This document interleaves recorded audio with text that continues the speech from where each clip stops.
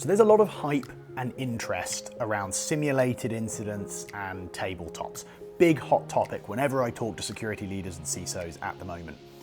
Now, of course, there's a whole gamut from very technical hands-on simulated exercises, validating that the technical side of the process is buttoned down, the processes are right, the controls work, the team's ready. And there's a much more executive, business engaging side of a tabletop to get other stakeholders engaged in the process. If we focus a little on the right for a moment, towards that side of the spectrum, Tom, when's the right time to engage in that type of activity? When's a business ready? So it'll be a time when you're pretty confident that your processes are there.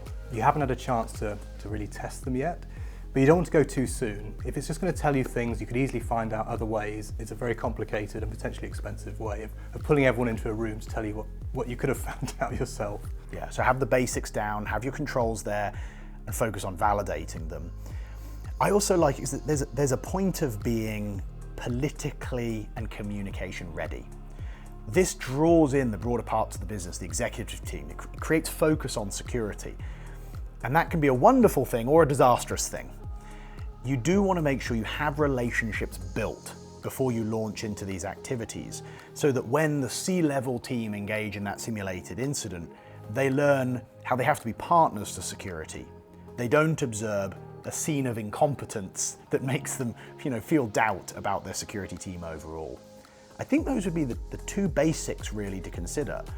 But on the macro, I'd recommend simulated incidents and tabletops to any organization for their ability to get teams ready and engage business stakeholders in the process.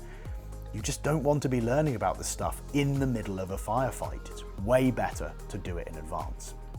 So if you've got questions about when the right time is, if you're ready and how to shape it, of course, you could talk to one of our world-class experts that run lots of these exercises at different organizations, and they'll help you prime your organization to be ready and make this ultimately successful.